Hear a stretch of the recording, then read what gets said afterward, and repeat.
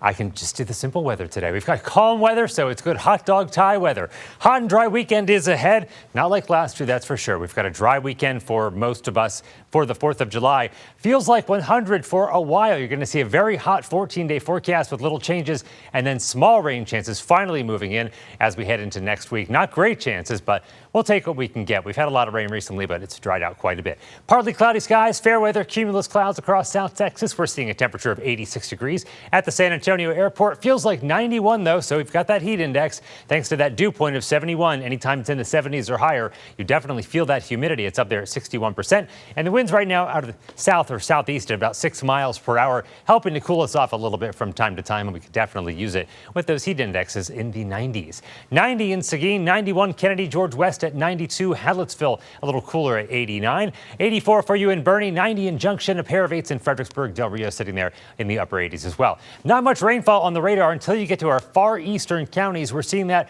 around the Victoria area. Cuero is pretty much where the line is, pretty much east of Cuero toward the coastal plain. That's where we're seeing any rainfall. Just some isolated showers there, possibly a few isolated thunderstorms too. Most of us staying dry, but our very far eastern counties could pick up a shower today.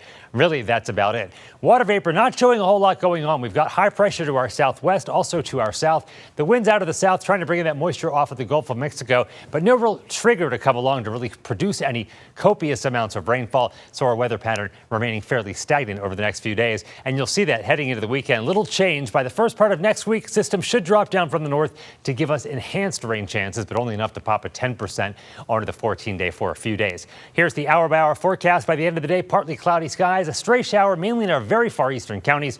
High temperatures today into the lower and middle 90s, closer to 100 in our southwest counties. Tomorrow, a lot like this morning, muggy, mostly cloudy to start out the day, in the 70s to kick off your 4th of July.